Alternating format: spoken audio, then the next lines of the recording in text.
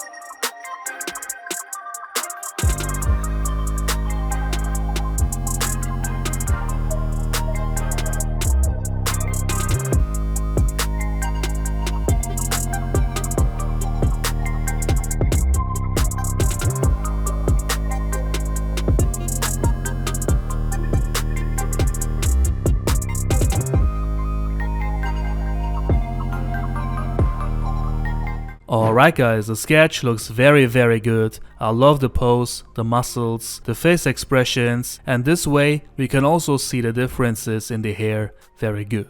Now I'm gonna ink this with the pens from Ohuhu and Copic, and then the line art is already complete.